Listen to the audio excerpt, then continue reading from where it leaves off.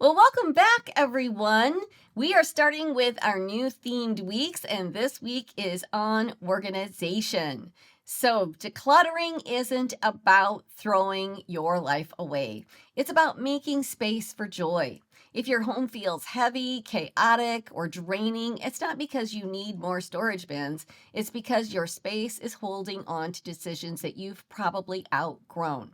So, in this session, we are going to talk about ways that you can declutter, add joy to your life, and not add additional stress. So, thank you so much for being here. If you could hit subscribe, that would be awesome as we are trying to grow this channel.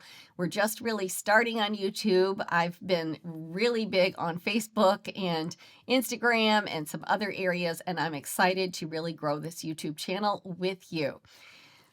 All right, let's begin. So, we have been talking about the 4 pillars of success, and I've covered focus, commitment, consistency, and this week we are going to talk about organization. Organization is one of the key pillars because when I ask people what they wish they had more of, the number one answer, hands down, is they wish they had more time or they wish they had more money. And time is the one thing that everybody has an even playing field on, right? It doesn't matter how much money you have or how well that you do. Everyone has the same allotted amount of time. It's what you choose to do with that time. And it's the time that you have and what's available to you. So I can tell you it's not about getting more time. It's about stop wasting the time that you have. That's really where the key is. And how can you do that? The number one thing that steals your time away from you is your lack of organization. Now, we're going to really deep dive into this as far as your business and other areas of your life tomorrow. Today, I want to talk about organizing your home and decluttering. So, one of the tools that I have used that has worked really, really well for me, and I'm going to give you some more specifics, but I have taken one room of my house or one area of my house per month. So, this gives us the entire month to do a deep clean in this area and to reorganize this area. And part of reorganizing is decluttering. So I need everybody to understand that there's organization and then there's decluttering. Oftentimes when you go into a room and you just reorganize, you just move everything around. And really, if you want to be more organized and you want to add more joy into your life, it's going to be in the arena of decluttering. So getting rid of things. So that's what I really want to talk about today. So I take one room in the house and then I get in there, and the first thing that I do is declutter. So what needs to go? What needs to stay? A really good way to do this, and this is really great for decluttering. I'm sure many of you have heard of Marie Kondo, or you've watched her special on Netflix, or you've read one of her many books. In our household, we call it, you need to Marie Kondo that stuff. And so if you can think along that way, then you will do better in this. It was really good for me. And so one of the things that she highly recommends and works really well for me is when you are pulling everything out is to say, totally keeping this is a maybe, and this is a throwaway. So if you can start by making those 3 piles, I'm totally keeping this is a maybe, and this is I am getting rid of. And so as you look at the item, and this might seem silly for some people, but what does this item do for you? Are you just hanging on to it because you might use it someday? A good rule is if you haven't worn something in over a year, some people like to go to the 2-year mark, then get rid of it. And a good way to do that, this is a hack, is to put all of your clothes on your hangers going the same way. And then as you wear something, turn it around the other way. So at the end of the year, you will be able to quickly see, and maybe you want to go 2 years. Like, I haven't worn this in 2 years. The likelihood is I probably don't like it anymore. And I probably should get rid of it to make more room in my closet for new things. So that is one way to do it. Now, for example, this is I'm keeping no matter what. Now, here's what's an interesting thing if you will go through this little exercise is you've got your get rid of, and then as you kind of start to do this, you will be like, no, I'm just going to get rid of that. And you'll start throwing more things in the maybe pile.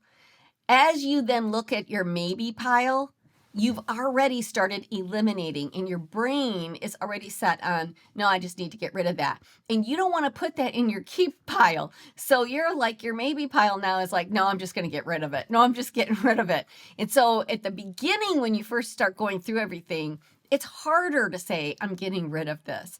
So I put it in my maybe pile. It's not necessarily, do I have to keep this no matter what? It's a maybe. But then after you finish with all of whatever area that is, if it's your closet, if it's under your bathroom sinks, I'm talking about bedroom right now, it's your kitchen drawers, it's your pantry, it's your laundry room, it is your linen closet, like whatever area it is, by the time that you pull everything out and put those in those 3 piles, you will start to become liberated. Like, does this bring me joy? Am I going to use this? Why am I hanging on to this? I think understanding why you're hanging on to it, if the answer isn't because you love it or because you use it on a regular basis, it might be an indicator that it's time to let it go. If you've got 4 of something, you don't need 4 of something. Which one is the best out of those 4 that you want to keep?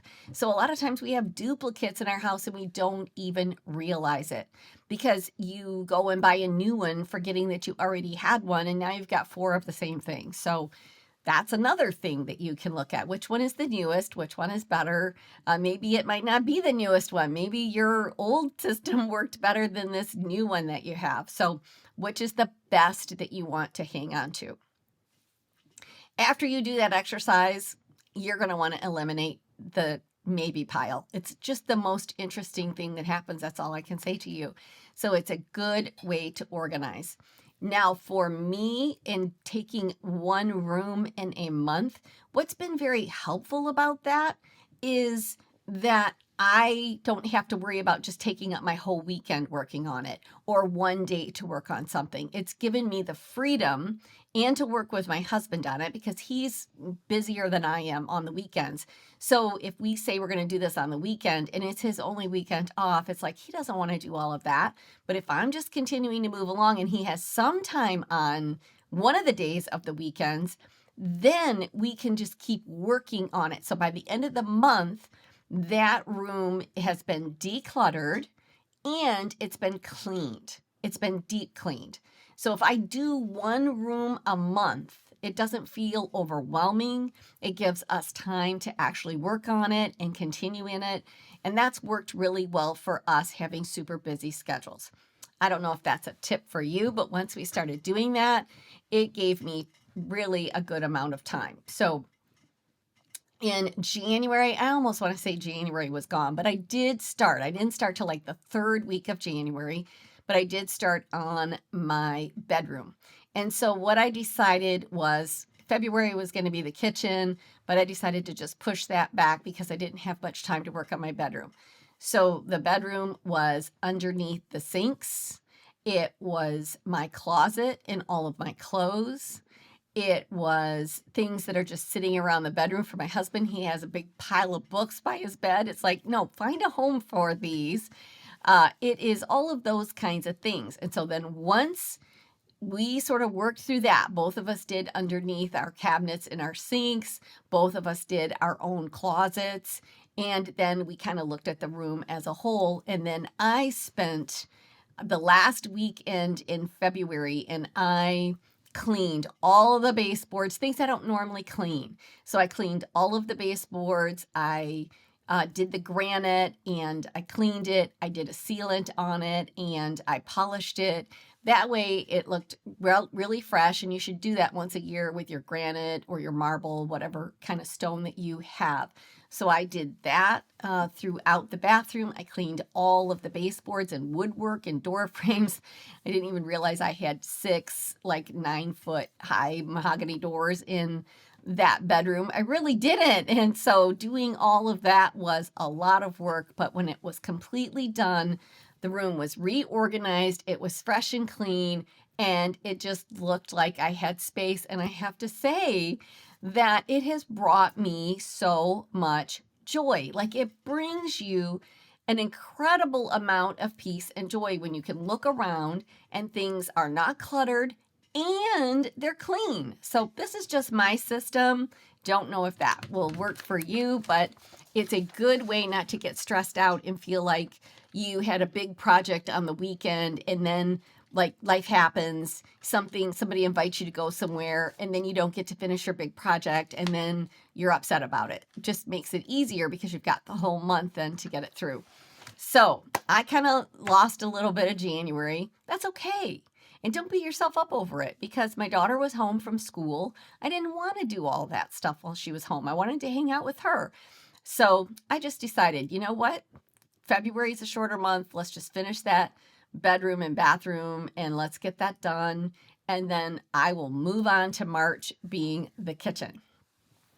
So that's what we're working on. And I always love resetting the kitchen and the pantry and sort of throwing away food in the pantry that is a year old, and just cleaning out the fridge and throwing away stuff that's just a jar with this much in it. It's like, why am I hanging on to this? And typically there's like another jar in there. Like right now in my refrigerator, I've got 4 half-opened jars of mayonnaise. Why? I don't know. I seriously do not know.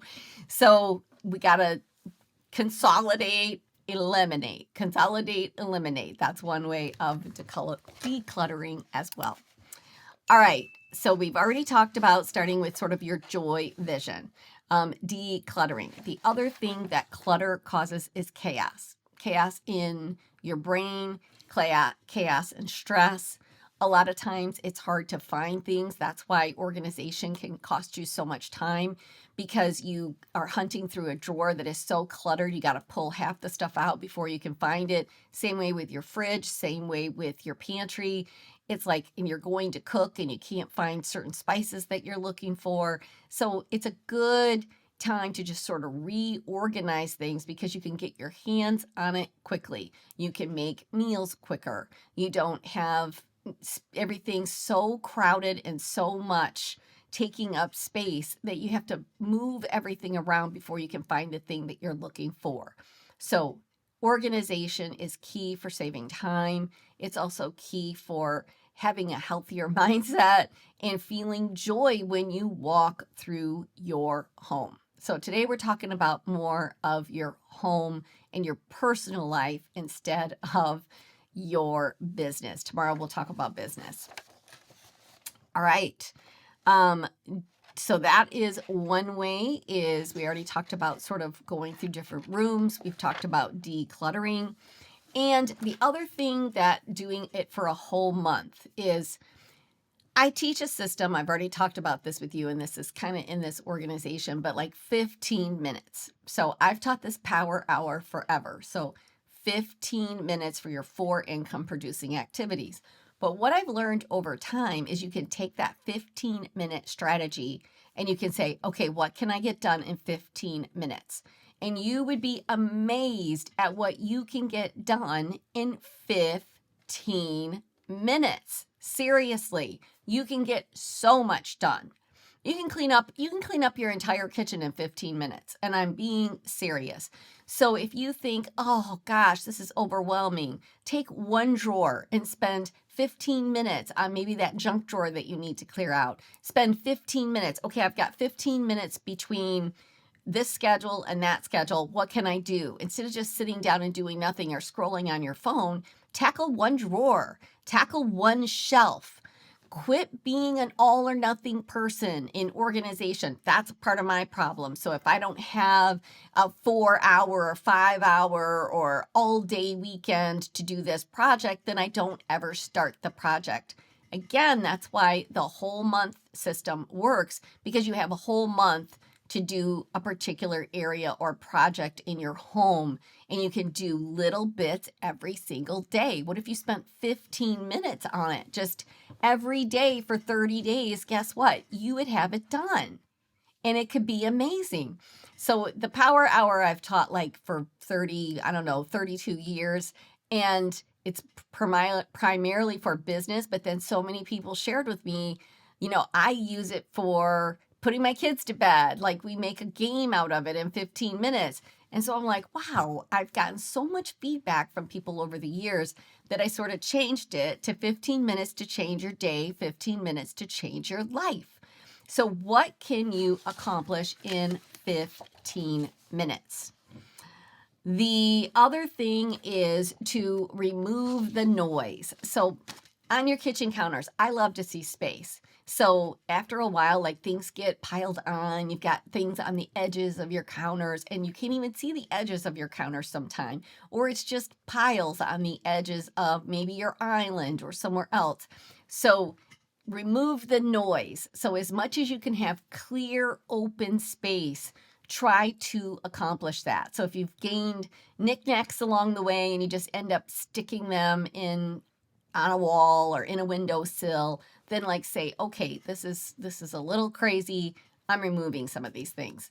I've got a lot of really nice glass pieces on my mantle, but what I realized this Christmas after I always take them down so I can put my holiday arrangements up on my mantle, and then putting things back, I'm like, I just don't like this anymore. And it's too crowded up there and I'm not putting this back. I want the big pieces to be able to stand alone and not be overshadowed by just clutter on my mantle. And so it looks so much better and I'm so much happier. I was putting everything that I had sort of acquired over around the world, really nice glass pieces on my mantle. And then I'm like, yeah, this needs a new home because I want it to look cleaner and smoother up there. And it's made me so happy. It's that simple. My husband said to me after probably 3 weeks of me putting everything back, hey, what did you do to that one thing? And I said, I just didn't like it anymore. Every day I looked at it, I didn't like it. He's like, yeah, it looks good like it is. But he didn't even notice it wasn't there until about 3 weeks later and then asked me, did I forget about it? And I'm like, nope, I made a choice not to put it up on the mantle. Made it too crowded. It looked too busy and it just wasn't bringing me joy. It wasn't making me happy when I looked up there. So remove visual noise. That is another really good practice. We're just going to go through a couple more of these really quickly. So a lot of people say declutter by category, not by room. This is another strategy. This one does not work well for me. I'm a pretty organized person and I'm a pretty focused person. So if I just go through all my whole house and get rid of any skincare products, it's too much for me and there's too many rooms in this house. So I like to go by room because it makes me feel better. But another strategy is to declutter by category. So go through your house and get all of your books. So if you have books in 6 different rooms like we do, then you can do that. Now, I will do a room, and then if what books I don't want, I will start a pile. And then by the time that I finish through the house, I will have a pile of books, or sometimes I'll go find some other ones. This is what I do. 2 things I do with my books that I've read, especially not my business books that I might want to reference again, but just books that are more casual to read for fun, is I will take those to either the fire station. So I like to read a lot of murder mysteries. And so if you take those to the fire station, they love having books to sort of share and to go through. So I've taken a big box of books to the local fire station. And then there is a local restaurant that says, leave a book, take a book. And they just have a big table when you walk in the restaurant. And I love that.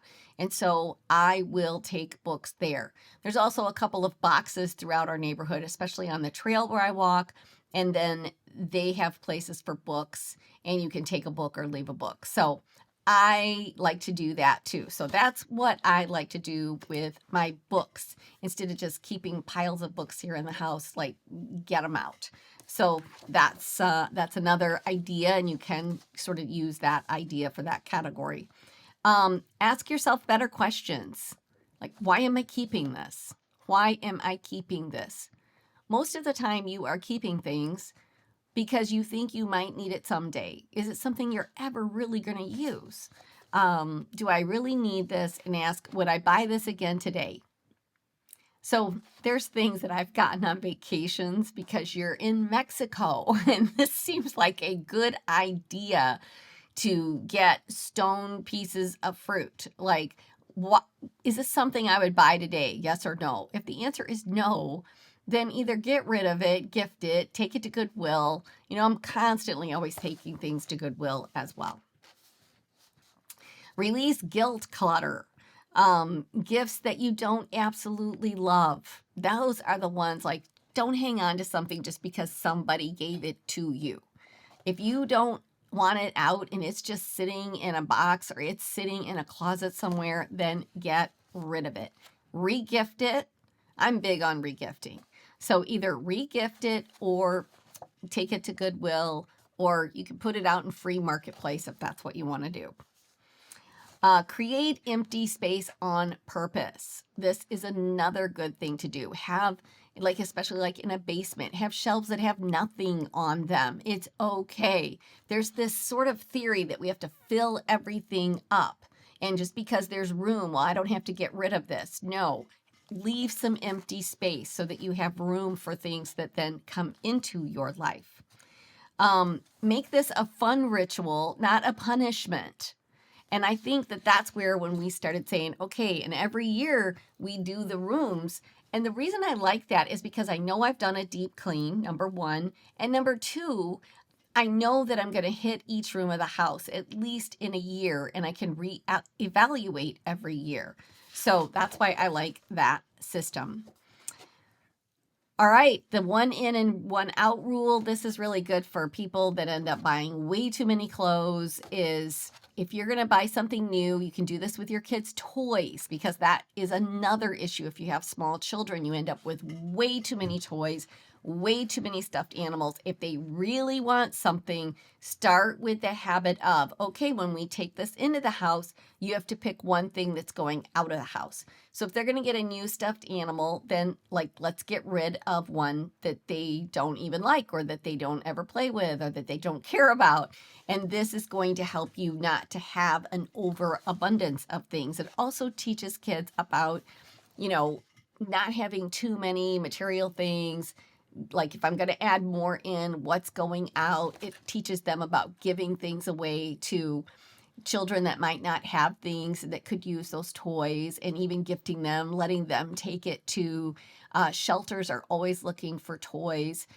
There's lots of areas that you can help your kids to learn about giving back to communities and society. And that's always good too, because they start learning that at a very young age. So that pretty much wraps it up today. I want to keep these as short as possible, and I've already gone over my 15-minute allotment because I told you it's going to be hard. This will be the hardest thing for me, so we'll see how I do. But thank you for tuning in today, where we talked about decluttering to add more joy into your home, into your life. And tomorrow we will talk all about how to organize your business in a better way, that it is more efficient and you do not waste so much time. So we'll see you then.